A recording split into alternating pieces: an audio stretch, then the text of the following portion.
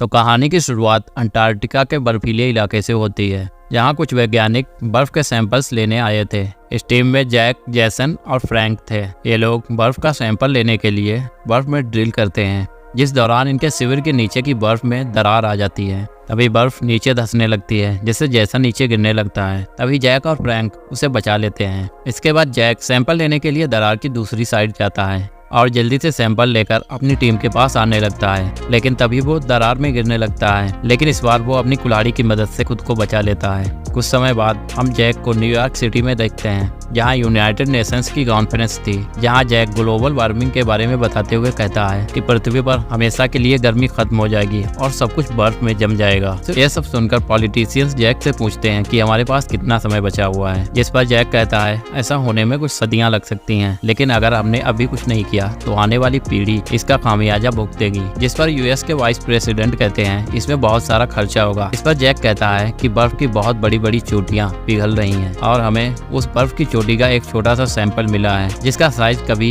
एक छोटे शहर के बराबर, क्योंकि ग्लोबल वार्मिंग को रोकने के लिए बहुत सारा खर्चा होने वाला था। इसीलिए कोई भी जैक की बात को सीरियस नहीं लेता। खैर, इसके बाद जैक टेरी नाम के एक आदमी से मिलता है, जो कि समुद्र की जानकारी के लिए काम करता है। यहाँ टेरी जैक को बताता है कि वो इसकी ग्लोबल वार्मिंग वाली बात से बिल्कुल सहमत है। कुछ समय बाद हम टेरी को हांगकांग जाते हुए देखते हैं, जहाँ हम टेरी के स्टेशन में काम करने वाले एक कोवर्कर को देखते हैं, जो कंप्यूटर की स्क्रीन पे देखता है कि समुद्र का तापमान बहुत ज्यादा घट चुका है। जिस पर दूसरा वर्कर कहता है कि अक्सर समुद्र की तेज लहरों के कारण मशीनों में एरर आ जाता है। अब टेरी भी यहाँ आ चुका था। इसके बाद हम जापान में देखते हैं, जहाँ अचानक से बड़े बड़े ओलों की बारिश होने लगती है, जिससे कई गाड़ियाँ और बिल्डिंग्स तबाह हो जाते हैं और कुछ लोग मारे जाते हैं। यहाँ तक कि अमेरिका में भी एक पावरफुल तूफान आ जाता है, जिसमें सैकड़ों लोगों की जान चली जाती है। दूसरी तरफ एस्ट्रोनॉट्स पृथ्वी पर आ रहे इतने तेज तूफानों को देखकर चौंक जाते हैं। इस बीच जैक का बेटा सैम अपने दोस्त ब्रायन और अपनी क्रश लॉरा के साथ न्यूयॉर्क सिटी जाता है। तभी तूफान के कारण उनकी फ्लाइट जोर जोर से हिलने लगती है और पूरी फ्लाइट में उथल पुथल हो जाती है। कुछ ही देर में तूफान चला जाता है और सब कुछ नॉर्मल हो जाता है। कुछ समय बाद वो लोग न्यूयॉर्क पहुंचकर देखते हैं कि पक्षियों का एक बड़ा झुंड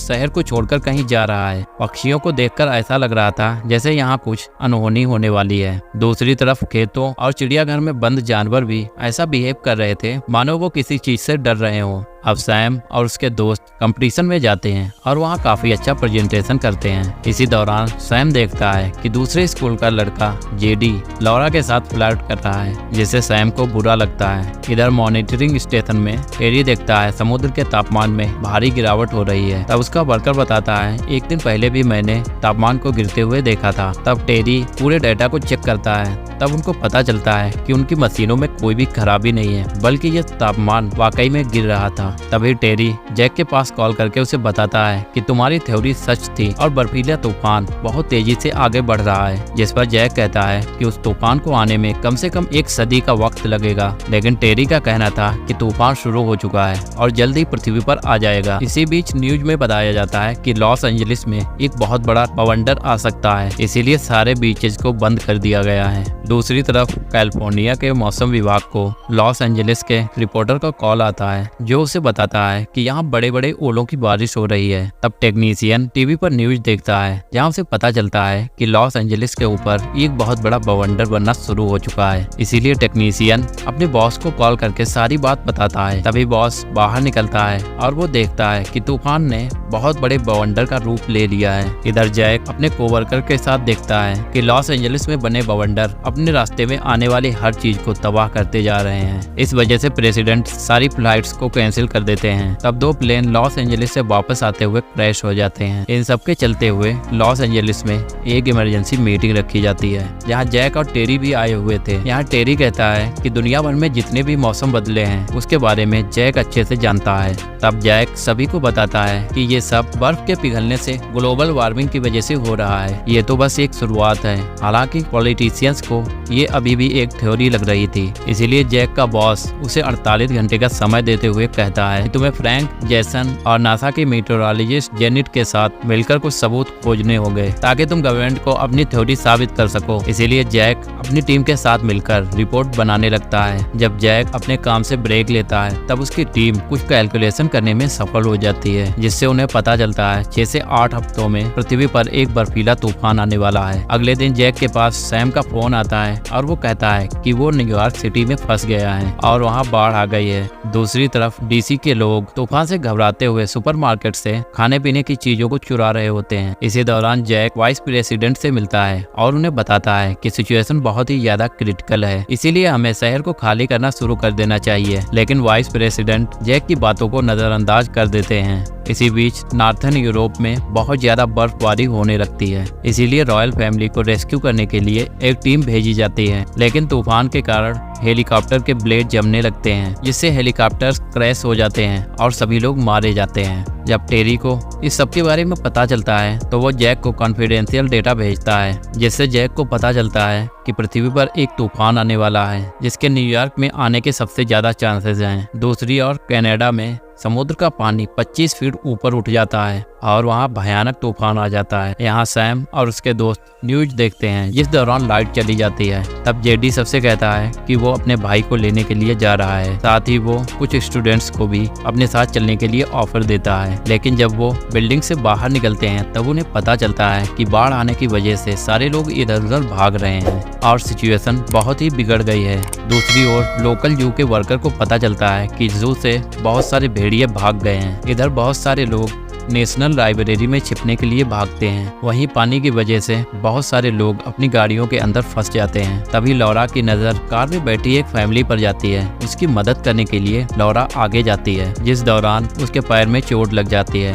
तभी वहां बहुत बड़ी सुनामी आने लगती है, जिससे हजारों लोग मारे जाते हैं। यहाँ सैम लौरा के पास आता है और उसकी मदद करते हुए उसे तुरंत लाइब्रेरी के अंदर ले जाता है। इधर जैक अपनी कैलकुलेशन पूरी करने के बाद टेरी को बताता है कि कनाडा, स्कॉटलैंड और साइबेरिया में बहुत ही बड़ा तूफान आने वाला है और ये तूफान जल्द ही दूसरे एरियाज में पहुंच जाएगा। यानी कि जो तूफान एक हफ्ते में आने वाला था वो अगले 48 घंटे में वहां पहुंचने वाला है। खैर यहाँ जैक को न्यूयॉर्क के बारे में न्यूज मिलती है। तभी उसकी वाइफ लूसी उससे मिलने के लिए यहाँ पर आती है, क्योंकि उसे सैम की बहुत ज्यादा फिक्र हो रही थी। यहाँ सभी बचे हुए लोग, दूसरी तरफ न्यूयॉर्क में सभी बचे हुए लोग लाइब्रेरी के अंदर होते हैं और यहाँ किसी के फोन में नेटवर्क नहीं होता। इसीलिए सैम एक पे फोन ढूंढता है जो कि पानी से भरे रूम में रखा हुआ था। सैम जल्दी से अपने पेरेंट्स को फोन कर यहाँ की सिचुएशन के बारे में बताता है, जिस पर जैक उससे कहता है कि तुम्हें लाइब्रेरी के अंदर ही रहना होगा, क्योंकि वहाँ पर बहुत ही बड़ा बर्फीला तूफान आने वाला है जो सबको जमा कर मार देगा। इसके बाद सैम देखता है कि रूम में पानी धीरे धीरे बढ़ रहा है और जिसके बाद सैम भी उसमें डूब जाता है। यहाँ लौरा को लगता है कि सैम डूब गया है, लेकिन तभी सैम तैरता हुआ ऊपर आ जाता है। तब लौरा सैम के लिए सूखे कपड़े ढूंढती है और उसे गर्मी देने के लिए गले लगा लेती है। इसके बाद लाइब्रेरी में मौजूद लोगों को एक अजीब आवाज सुनाई देती है। जब वो विंडो से देखते हैं तो उन्हें पता चलता है कि पानी के साथ एक शिप सड़क पर आ गया है। इसी बीच जैक न्यूयॉर्क जाकर अपने बेटे को बचाने का फैसला करता है, जिसे देखकर उसका बॉस कहता है कि तुम्हें एक बार फिर से गवर्नमेंट से बात करनी चाहिए, जिस पर जैक मान जाता है क्योंकि इस बार प्रेसिडेंट भी मीटिंग में आने वाले थे। इस मीटिंग में जैक एक इम्प्रेसिव प्रेजेंटेशन देते हुए बताता है कि जितनी जल्दी हो सके नॉर्थ के लोगों को साउथ की ओर जाना होगा। लेकिन वाइस प्रेसिडेंट फिर से एक बार जैक की बात डिसअप्रूव्ड कर देते हैं। इस बात पर प्रेसिडेंट की टीम जैक से कहती है कि उन्हें लोगों को बचाने के लिए आसान तरीका बताना होगा। जहां जैक अमेरिका का मैप ओपन करके एक लाइन बनाता है जहां से लोगों को अभी भी निकाला जा सकता था, जबकि जो एरिया दूर थे वहां के लोगों को बचाने में काफी ज्यादा देर हो चुकी थी। इसके बाद जैक वहां से चला जाता है। तब वाइस प्रेसिडेंट एक बार फिर से जैक की बात का विरोध करते हैं, लेकिन प्रेसिडेंट उन्हें नजरअंदाज करते हुए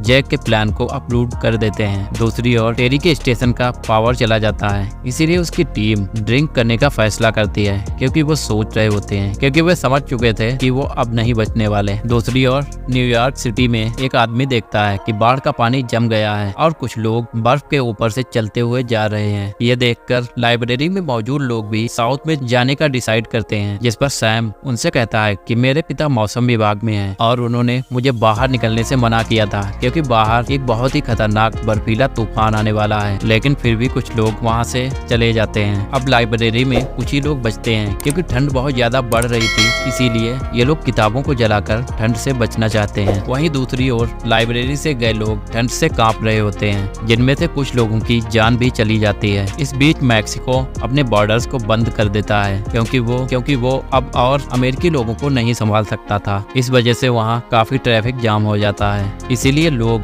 इलीगल तरीके से मैक्सिको के अंदर जाने लगते हैं। कुछ घंटों के बाद वहाँ अमेरिका के प्रेसिडेंट आते हैं और वो मैक्सिको से डील करते हैं कि अगर मैक्सिको अमेरिकन लोगों को हॉस्पिटल देगा तो अमेरिका मैक्सिको का सारा कर्जा माफ कर देगा। दूसरी तरफ लूसी अपने पेशेंट के साथ होती है, तभी उसे पता चलता है कि यहाँ के लोग सारी एम्बुलेंस को लेकर चले गए हैं। ये सुनकर लूसी बहुत ज्यादा दुखी हो जाती है क्योंकि उसके पेशेंट को एम्बुलेंस के बिना बाहर नहीं ले जाया जा सकता था। यहाँ लूसी अपने कोवर्कर को भी यहाँ से जाने के लिए कहती है और अपने आप मरीज के पास रुकती है। दूसरी ओर जैक सैम को बचाने के लिए जा रहा होता है, तब फ्रैंक और जैसन भी उसकी मदद करने का कहते हैं। इसके बाद वो तीनों न्यूयॉर्क के लिए निकल जाते हैं। तब रास्ते में उनकी गाड़ी रोड ब्लॉक से टकरा जाती है, इसलिए वो तीनों पैदल ही आगे बढ़ने लगते हैं। कुछ घंटों चलने के बाद वो लोग ऐसे शहर में पहुंचते हैं जो कि बर्फ से पूरी तरीके से ढक चुका था और वो लोग बिल्डिंग्स के ऊपर चल रहे थे। तभी उस बिल्डिंग का कांच टूट जाता है और फ्रैंक नीचे गिरने लगता है, जिसके साथ साथ जैसन और जैक भी उसके साथ गिरने लगते हैं। तभी जैक अपनी कुल्हाड़ी को बर्फ में घुसाकर अपने साथियों को बचा लेता है, लेकिन तभी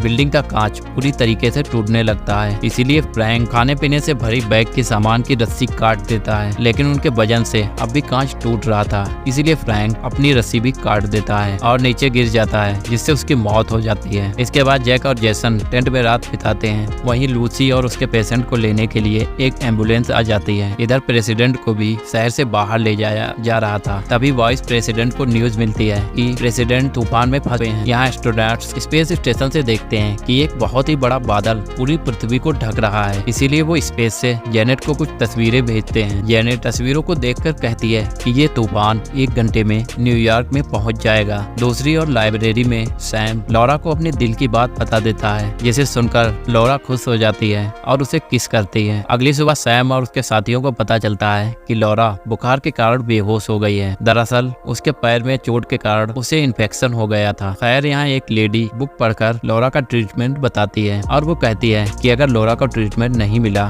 तो वो अपना पैर खो देगी। इसलिए सैम उस मेडिसिन को ढूंढने के लिए लाइब्रेरी के बाहर खड़े शिप के अंदर जाता है, जिसके साथ ब्रायन और जेडी भी जाते हैं। इसी शिप में जू से भागे हुए भेड़िए भी थे जो इन तीनों की खुशबू सूंघ लेते हैं। यहाँ इसी तरीके से सैम हॉस्पिटल का विंडो तोड़कर हॉस्पिटल के अंदर आता है और अपने दोस्तों को उसके अंदर बुलाता है। तभी ब्रायन को वो मेडिसिन मिल जाती है, इसीलिए वो वापस लाइब्रेरी में जाने लगते हैं। जिस दौरान ब्रायन और जेडी किचन में खाना ढूंढने के लिए कहते हैं, लेकिन किचन में भेड़ियों को देखकर तीनों भागने लगते हैं। इस दौरान एक भेड़िया जेडी के पैर में काट लेता है। तभी सैम भेड़िए के सर पर मारकर जेडी को बचाता है। इसके बाद वो तीनों खुद को एक रूम में बंद कर लेते हैं। यहाँ सैम नोटिस करता है कि तूफान जल्दी वहाँ पर आने वाला है, इसीलिए सैम और ब्रायन किसी तरीके से सारा सामान और घायल जेडी को बाहर लेकर आते हैं। इसके साथ ही उनके आसपास की बिल्डिंग्स जमने लगती हैं। तभी सैम और ब्रायन जेडी को जल्दी से उठाकर लाइब्रेरी के अंदर ले आते हैं। यहाँ लाइब्रेरी में वो सभी बुक्स को जलाने लगते हैं ताकि उनका रूम बर्फ से ना जमे। इसी बीच जैक और जैसन भी आगे बढ़ रहे होते हैं। तब थकावट के कारण जैसन गिर जाता है, इसीलिए जैक उसे खींचते हुए आगे बढ़ता है। कुछ ही समय बाद जैक नोटिस करता है कि तूफान आने वाला है, इसीलिए वो बर्फ में खुदाई करके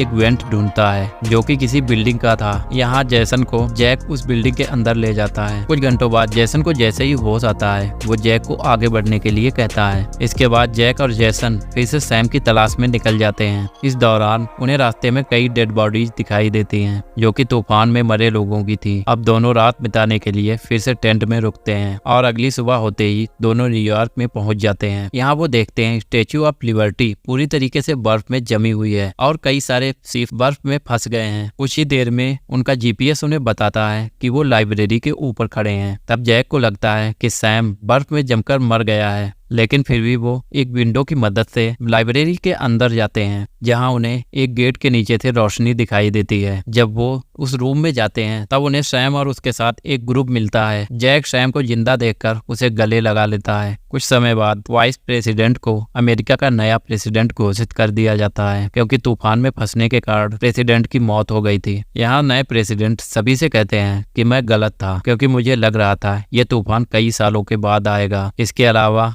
वो सभी फंसे लोगों के लिए एक रेस्क्यू ऑपरेशन चालू करने के लिए कहते हैं। कुछ ही समय में न्यूयॉर्क में एक रेस्क्यू टीम आ जाती है और सभी बचे हुए लोगों का रेस्क्यू किया जाता है। कहानी के अंत में एस्ट्रोनॉट्स पृथ्वी को देखते हैं, जिसका मौसम पूरी तरीके से साफ हो चुका था और एस्ट्रोनॉट्स का कहना था कि पृथ्वी को उन्होंने इतना साफ पहले कभी नहीं देखा। इसी के साथ ये मूवी यहीं पर खत्म हो जाती है। आपको एक्सप्लेनेशन कैसा लगा कमेंट करके बताना बिल्कुल ना भूलें, और अगर आपको एक्सप्लेनेशन पसंद आ रहा हो तो वीडियो को लाइक और चैनल को सब्सक्राइब करें। और मैं मिलूंगा आपको अगले वीडियो में, तब तक के लिए टेक केयर, बाय बाय।